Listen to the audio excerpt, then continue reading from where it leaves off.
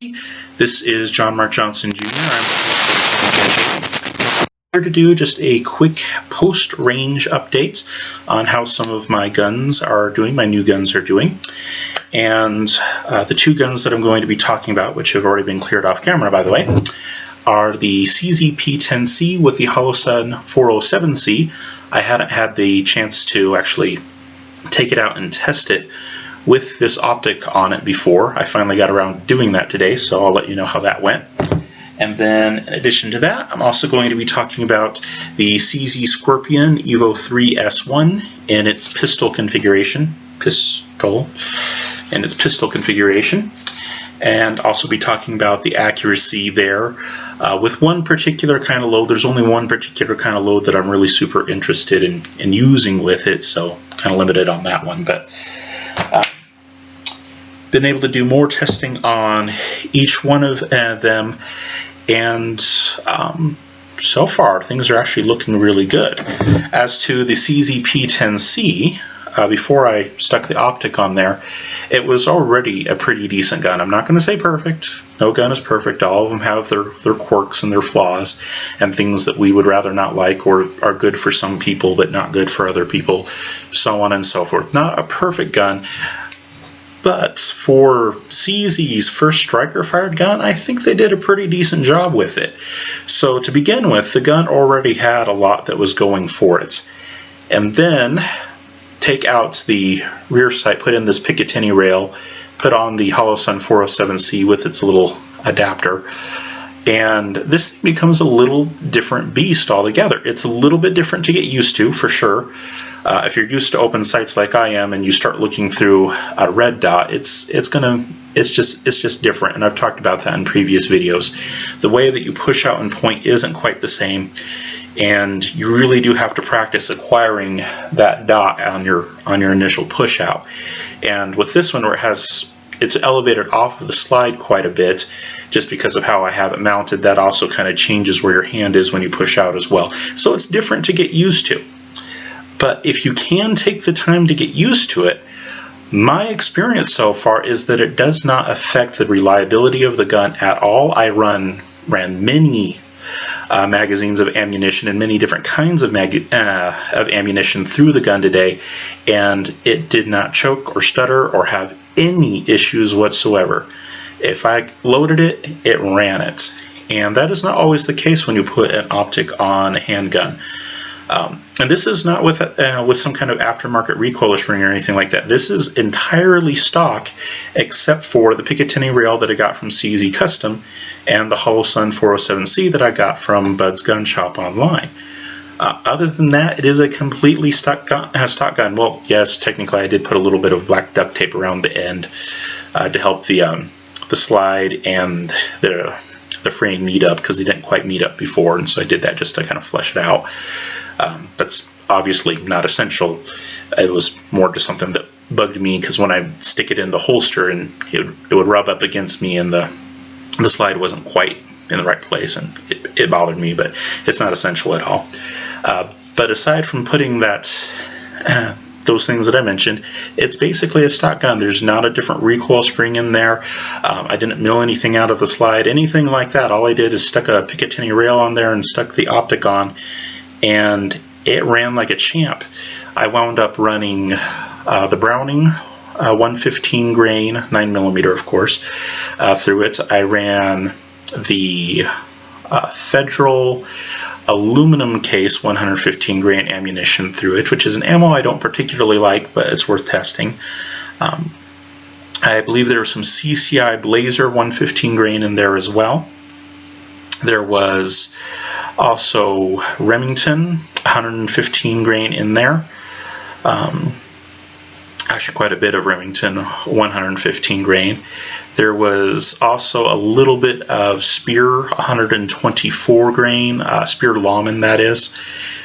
Spear Lawman 124 grain. It's a practice load that they have, a TMJ total metal jacket. It's designed specifically for practice in indoor ranges. It's actually pretty nice stuff if you can get it.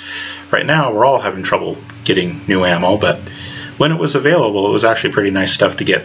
Price wasn't exorbitant, pretty high quality, consistent groups, not bad stuff. It's worth looking into.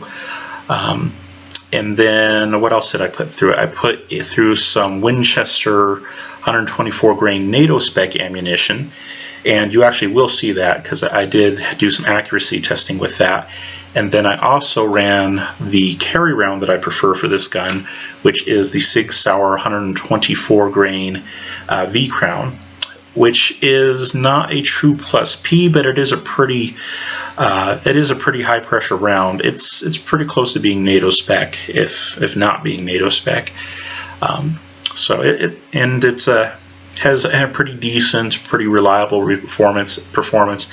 Not as expensive as some. A lot of people would still consider it to be boutique ammunition, but it's at the lower end as far as cost is concerned of boutique ammunitions that are out there. And it has pretty good expansion even out of relatively short barrels and things like that, so I like it. So I tested a lot of different loads through it, 115 grain loads, 124 grain loads, 3 124 grain loads, and 4 115 grain loads, covering brass, nickel plated, and aluminum case ammunition. And the thing ate every single one, did not have a single problem. And like I said, that was spread out over several magazines worth. Somewhere between 4 and 7. There was a lot of partials in there, so I kind of lost track. But somewhere between 4 and 7 magazines worth, which I admit is not a ton. It would be a lot more impressive if I said I ran 1,000 rounds of each of them and had no problems. But frankly, especially right now, because I'm laid off, I can't really afford to do 1,000 rounds of each of them, and it's just not really practical. But I can put a bunch of them in there and, you know, let the gun get dirty and see how it runs when it's a little bit dirty and whatnot. And so far, as long as you clean the gun after every range trip, I don't see it having a problem with anything. It just did awesome. So the added weight of the little optic doesn't seem to have affected anything. I didn't have to get a new recoil spring. I didn't have to do any cutouts or anything like that to change the weight of the slide. It worked perfectly. So if you guys are out there wanting to get into a gun that is really great out of the box, not perfect, but really great out of the box with the open sights that it comes with, and something that can be converted to something that takes an optic relatively easily and relatively low cost compared to some of the optics options that are out there. The CZ P-10C is looking pretty solid. Like I said, there are always quirks, always things to get used to, but it really is, it might not be perfect for everyone, but I think it's worthwhile for everyone to at least consider before rejecting it. I'll put it that way.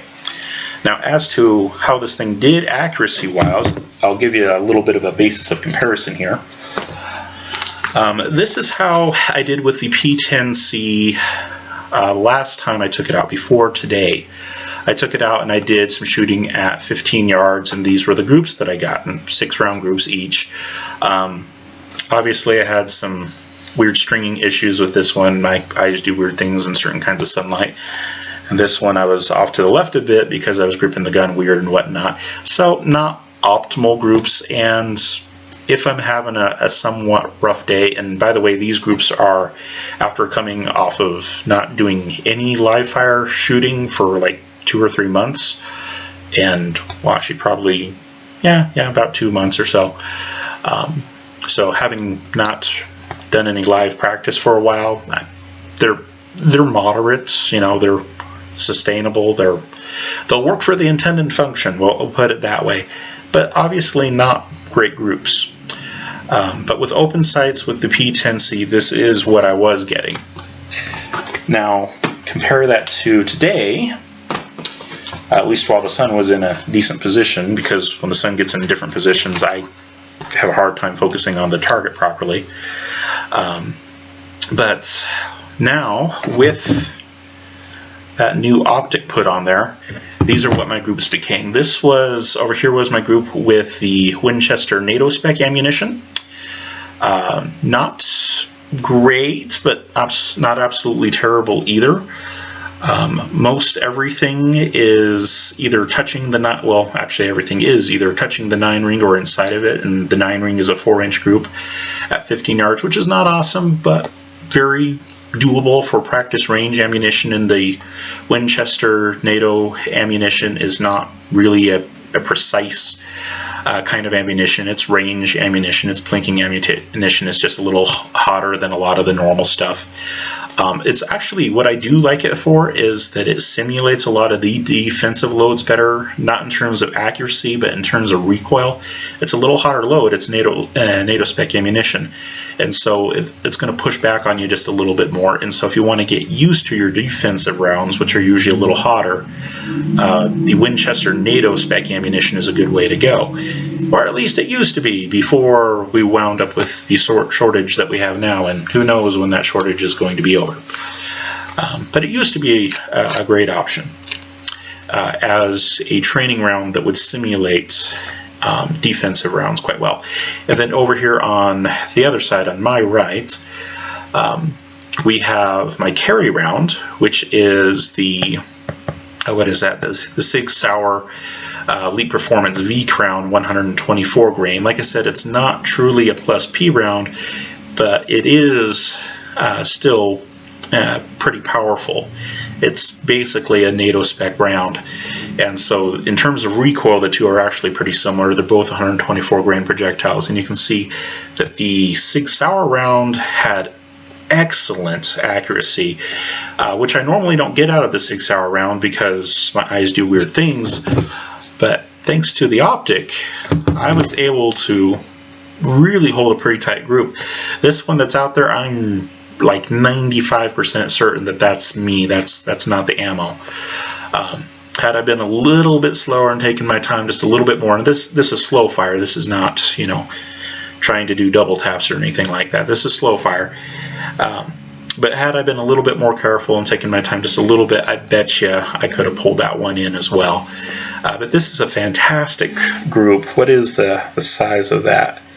That is like about a 2-inch group.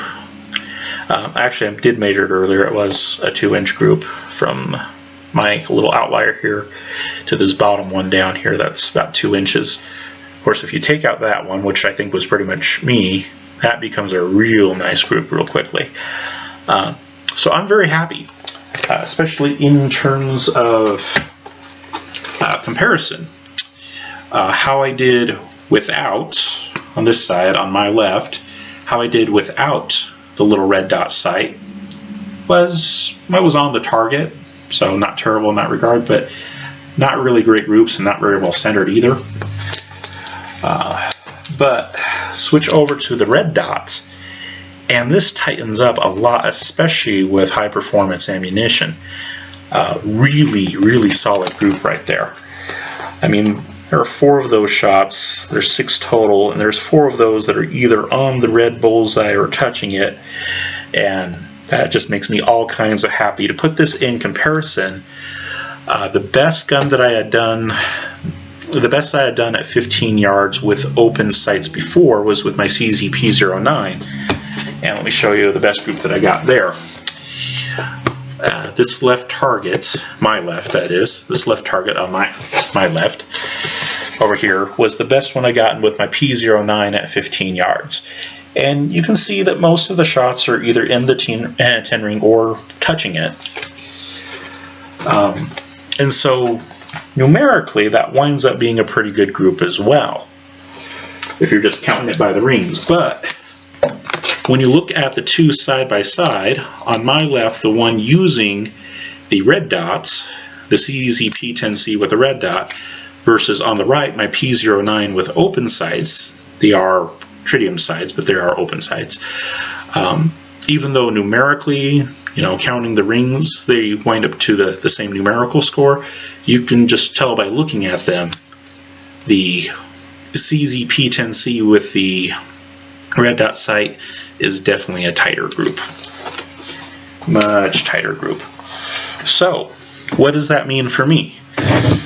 Well, what it means for me is that my CZ P-10C with my little reflex sight, with my Sig Sauer Elite Performance V Crown 124 grain rounds, is going to become my new standard carry gun. This will be my concealed carry gun going forward because it is my best performer. I am the most accurate with that particular combination out of all of the 9mm handguns that I have. And I'd be stupid not to pick the gun that is best suited to the job. It doesn't really take a genius to figure that out. I was a little hesitant about the gun at first just because I hadn't put a lot of rounds through it, and also because once I got the optic on it, I wasn't sure how it would perform with the optic and all that. But now that I've had a chance to put it through its paces and see how it did with lots of kinds of ammunition and all those kinds of, and seeing how it actually did in the field with different lighting conditions and how it did in comparison to previous guns that I consider to be very good, I've got to say I'm impressed. As I said before, it's not perfect, it's not going to be the gun for everyone, but for me, this particular combination of gun, optic, and that particular load, the 6-hour Elite Performance V-Crown 124 grain load, is a really awesome combination. And I would be an idiot not to go with my best performer. It's reliable, it's accurate, it is not overly powerful, it's 9mm, but for the type of load that you're talking about, for defensive load, the 6-hour loads perform just fine. They can satisfy at least most, if not all, parts of the FBI gel block tests and all that kinds of things, the FBI protocol. So, you know, what's not to like? It works. So yeah, this is going to be my new concealed carry gun. That's how much I like it. Like I said, it's not perfect for everyone, but for me, this is where it's at. This is now my top performer. And the red dot, like I said, it does take some getting used to. You've definitely got to practice pushing out with it and getting used to finding the red dot. It's not the same as with open sights. It's a little different scenario, especially with it being elevated like it is. But once you get used to it, man, you can make it work for you. Alright, so enough about that. Let's talk about the other gun that I brought out there, the CZ Scorpion pistol. And this one kind of gave me fits.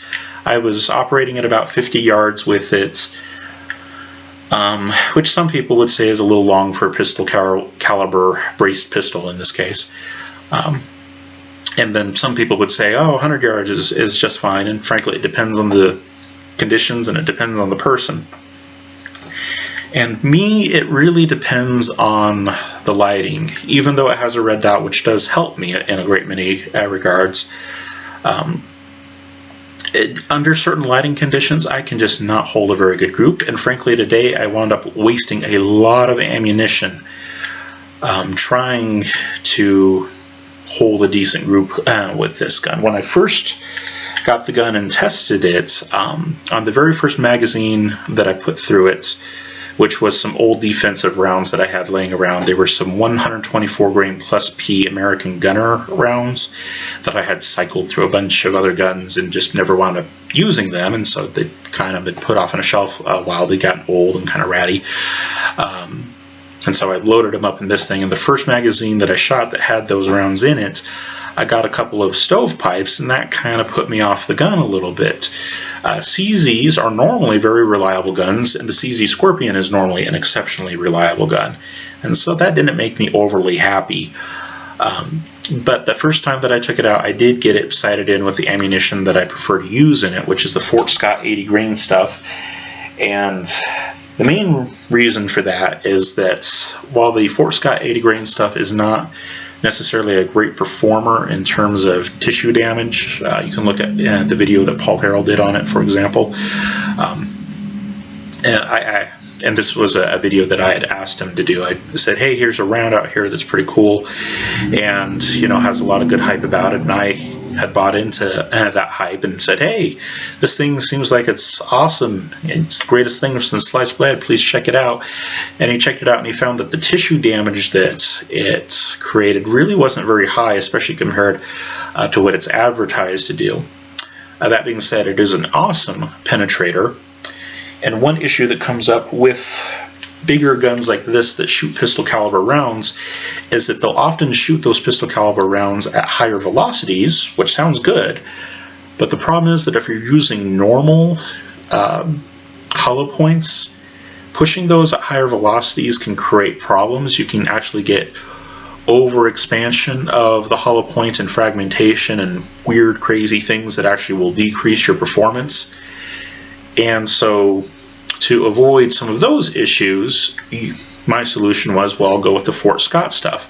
Yeah, it's not going to create a whole lot of tissue damage, but I'm not going to get the unpredictable problems, the problems of unpredictability that would be associated with normal hollow points out of a longer barreled pistol caliber gun. And that's why I go with the Fort Scott out of the long gun. So basically the way that I'm running it now is the short gun, I run the Sig Sauer hollow points, and they do what they do, and they do it quite well. And then out of the longer barreled guns, I go with the Fort Scotts, because you get the barrel too long and hollow points actually will wind up doing really weird, crazy things. And the Fort Scott rounds are a little bit more predictable in that regard. Like I said, they're not necessarily going to cause a whole lot of tissue damage, but they are much more predictable in how they behave, and they have fantastic penetration. Going back to the whole accuracy issue, when I first got the gun, and also reliability, when I first got the gun, I had 2 stovepipes on the first magazine with the old American gunner ammo that I put in it, and didn't like that. But I still went ahead and got it sighted in with the Fort Scott stuff. And let me see if I can give you that here. On the right-hand side, my right-hand side, this is my actual test group. Over here I was just sighting it in, so ignore that. That's sighting. But the first Fort Scott group that I shot out of it at 50 yards the first time that I brought it out was this group right here. And for a pistol caliber gun at 50 yards, that's not terrible. The maximum spread between the 2 furthest shots is about 2 1/8 inches. I measured it earlier and I wrote it down on the thing. I don't think you could see it on there, but I wrote it down. And that converts to about 8.1 MOA, which is obviously not going to compete with, most hunting rifles anywhere time soon, or even most ARs for that matter. Maybe a few of the AK-47s, depending on where they're built and how and what ammo you're running in them. Not overly accurate, but for its intended purpose, which is a close quarters, and in my case, apartments, or when I'm traveling, well, assuming that this layoff actually ends and I go back to work, when I'm traveling, it'll be used to defend a hotel room, in which case you don't really need a whole lot of range, and you don't need a whole lot of accuracy. So for its intended purpose, that's more than sufficient, and a decent enough group for what it is. So I would take that and appreciate that. Something seems wrong about those numbers. I'll need to check that. 2 1/8 at 50 yards. Something's wrong there. I think I messed something up. But anyways, 2 1/8 inches at 50 yards. That doesn't sound right for 8 MOA. That sounds closer to 4 MOA. I'll need to check that. But anyways, 2 1/8 inches at 50 yards, and that's actually pretty good. It's actually better than most of my other 9mm guns that I have that I shoot at 50 yards. So like my Strebog, with most common ammunition, it doesn't hold that good of a group. My Tavor X95 usually does not hold quite this good of a group. It's actually not bad though. It's a fairly heavy gun, so it's really easy to get it settled. But it usually still doesn't hold quite that good of a group. This actually is the best group that I've held with 9mm at 50 yards, which is not saying much, obviously. There's obviously people out there who do far better than me, but for me, I was sitting there looking at it and go, hey, that's pretty great. Then I got out there shooting today and just everything went downhill. And a lot of it had to do with lighting conditions and whatnot, and also how I was holding the gun and different things like that. It was user problems, which is not overly surprising with me, but eventually I got things figured out and was able to come up with this group here on my left, and that's a pretty respectable group as well. This one's a little bit wider going across the maximum there. It's about 2.5 inches. It's like 2 7/16 or something like that, but about 2.5 inches. So again, not bad, and very respectable for what it is, very doable for what it is. And frankly, I really do like that about it. It's a pretty, as long as I do my part, and I'm holding the gun properly and sighted it in properly and all those kinds of things, it actually does hold really decent groups for what it is. The Fort Scott munitions is probably not going to hold the tightest group out there. A lot of the 147 grain loads would actually probably be quite a bit tighter, especially if somebody else was behind the trigger. But like I said, a lot of the defensive loads that are out there, whether they be the 115 grain defensive loads, 124 or 147 grain, just because the longer barrel is giving them that much more oomph, they start to behave in really erratic ways in terms of how they perform in the intended target, and I just didn't want to mess with that. And so I'm going with the Fort Scott because it's much more predictable in how it behaves. And so the group is probably not going to be as great as it would be with other ammunitions, but for my intended purposes, this is more than sufficient. If I were ever to actually use the CZ Scorpion in real life, it would be in a context like this. It would be in an apartment, it would be in a hotel room, and the odds of me needing to make a 50-yard shot are really, really, really slim in those kinds of contexts. I'm not saying it's absolutely impossible, but for the intended purpose, the accuracy that I'm getting with the gun is definitely sufficient. It's not my most accurate gun altogether. Frankly, some of my rimfire guns will actually give me better accuracy. I have a 22 Magnum, my CMR 30. It's a little delicate, frankly. But in terms of accuracy, fantastic accuracy within 100 yards. Out to 100 yards, it's fantastic. You can hit pretty much whatever you want. It's not a problem. Basically, as long as your target is 4 inches in diameter or larger, you're going to be able to hit it just fine. Now, does that mean I can shoot flies with it? No, but for most practical purposes, for me, fantastic.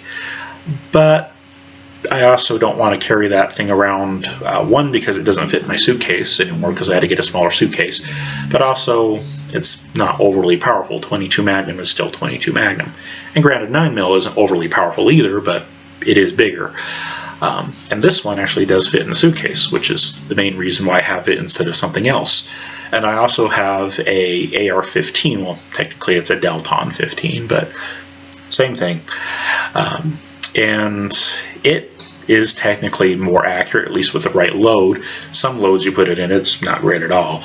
But some loads you put in it, and it's actually a pretty accurate gun. A lot of ARs, even if they're not all tricked out and whatnot, will still usually hold pretty decent groups at range. They're usually not bad. And workable, quite workable.